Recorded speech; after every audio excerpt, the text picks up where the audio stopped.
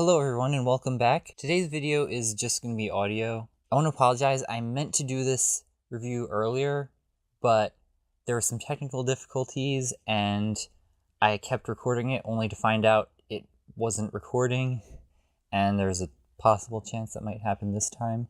And so I kind of gave up, but I felt kind of bad because I actually got a request to review this movie. And also, it may not be playing in theaters anymore, but being one of the biggest box office successes of all time, it's still pretty relevant. And speaking of relevance, I'd also like to apologize for stressing the relevance of my reviews. Obviously, that wasn't a problem with my earlier reviews, but lately when some movies came out, I saw them and I planned to review them, and then I got too busy, and then they stopped being relevant, so I just gave up. And so I'd write these scripts and then not make a video, and nobody wins that way. But not everyone sees something as soon as it comes out, and some people just don't like the movie-going experience altogether and just wait for everything to come out on DVD. So I figured maybe I need to stop worrying so much about relevance. So if this review seems rushed, it's because I did it multiple times and I'm just trying to get through it. But I hope that it's still, the words are still going to be the same. So on with the review.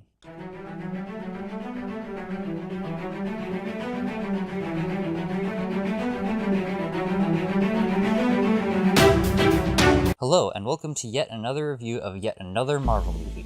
Yep, the Marvel Cinematic Universe is still going strong. But the question is it really? Has Marvel successfully kept up the hype, and more importantly, quality established in 2012? Or are they losing their step? Let's see by examining the last Captain America installment, and all-out Avengers movie in its own right, Civil War. Oh, but before we begin, while I'll try not to give away any Civil War spoilers, I may still have to give some Winter Soldier spoilers away, so... Spoiler alert. When Steve Rogers, Natasha Romanoff, Sam Wilson, and Wanda Maximoff are attempting to stop a bioweapon from being stolen, the perpetrator attempts to blow himself up. When Wanda Maximoff, aka the Scarlet Witch, attempts to use her telekinesis to contain the destruction, she inadvertently causes the deaths of several Wakandan humanitarian workers. This incident brings up the issue of civilian death, and all the innocent people who have died during the destruction caused by various battles throughout past MCU movies. The United Nations attempts to pass the Sokovian Accords, which will allow the UN to oversee the Avengers and even decide when they act and when they don't. Tony Stark, aka Iron Man, feels guilty for the innocent deaths he has inadvertently caused, and feels that signing the bill is the right thing to do. But Steve Rogers, aka Captain America, is skeptical of letting governing authorities control the Avengers, and feel that they themselves should get to decide when to act, as opposed to a bunch of distant bureaucrats who may not be able to authorize actions in time to resolve emergencies. This causes division throughout the team, and things are further complicated when Bucky Barnes, aka the Winter Soldier, starts committing acts of terrorism. To recap, Bucky is Steve Rogers' friend, who has been brainwashed into serving Hydra. Steve's opposition to the bill, in addition to his attempt to save his friend, lead to more conflict, further dividing the Avengers and leading both sides to find new allies in preparation for what could become an all-out war. A civil war. Sorry. I'm gonna be honest, the plot of Civil War was solid, even for a Marvel movie. I can't really think of very many plot holes, but I found the whole thing to be very believable.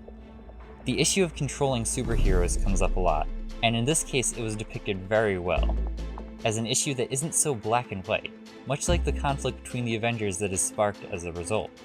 Now, if you watched my review of Batman vs. Superman, you know that in spite of my mixed feelings, I commended it for addressing the issue of civilian death in the wake of superhero conflicts. But after going on about that, I found that Civil War actually addressed this issue even better. In retrospect, I was just glad Batman vs. Superman addressed it at all. But in Civil War, we really saw the emotional damage within people who lost loved ones, and even the heroes indirectly responsible for these tragic deaths.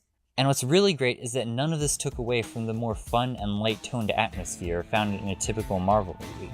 Marvel isn't just light all the time. It can get dark sometimes, and it knows how to balance everything out. There were times where the conflict between the Avengers felt more comical than anything else, yet it had some serious moments.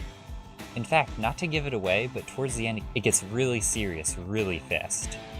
Overall, it was very balanced, and had a plot that successfully merged a Captain America movie with an all-out Avengers movie, all without seeming too clustered.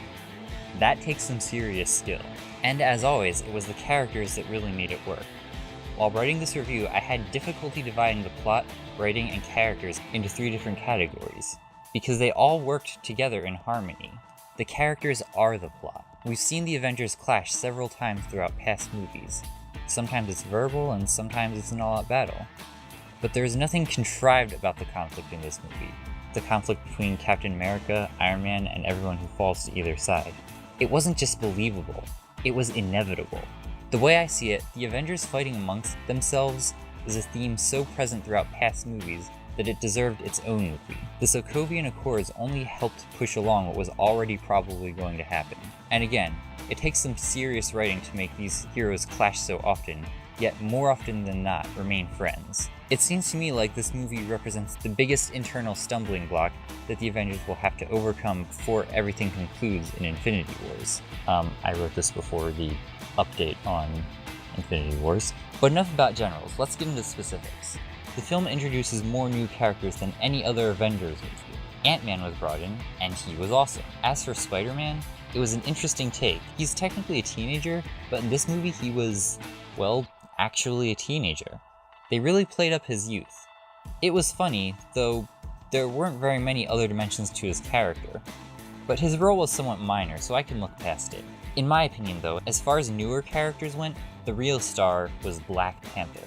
I expected him to be cool, but there was more to it than that. He was a good character all around. Towards the beginning of the film, I was aggravated with his errors in judgment, but towards the end I had more respect for him than Captain America, and I agreed with Captain America.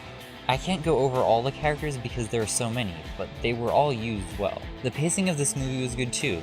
I can hardly believe it was 147 minutes long, because it didn't drag out. At the same time, I was amazed at just how much they managed to fit into this movie without glazing over anything too fast. The special effects were amazing. There's one particular moment that really stands out, arguably one of the best moments in the entire movie, and it has to do with Ant-Man. This and other things show just how far we've come in terms of bringing these superpowered heroes to life on the big screen. The sounds were effective too, and the score was neither bland nor distracting, which worked in the film's favor. I can't say enough about this movie. It was excellent through and through. But if I'm being honest, it didn't quite make me so excited like the other Avengers films. Maybe it's because there are so many. Honestly, I don't know how Chris Evans and Robert Downey Jr. can act in so many movies within the same continuity, because I get exhausted just watching them. I'm not saying they should stop suddenly, I just hope they can quit while they're ahead. Or maybe what I'm trying to say is that if Marvel starts to get worse from here on out, I'll be okay with that. They made it pretty far, they had a good run. I just can't help but feel that no movie franchise should really make this many movies this consistently for this long. Although this is coming from a Godzilla fan, so it might be a little hypocritical. But enough about Marvel's future. In its own right, Civil War was objectively great, so it gets a 9 out of 10. Captain America Civil War is rated PG-13. Thank you so much for watching, and remember you can now find the Sentient Sock Puppets on YouTube and Twitter. I'll try to remember to post a link this time. And as always, in addition to movie reviews, our channel has game reviews and Let's Plays by Josh, and cartoon reviews by me. Have a good one!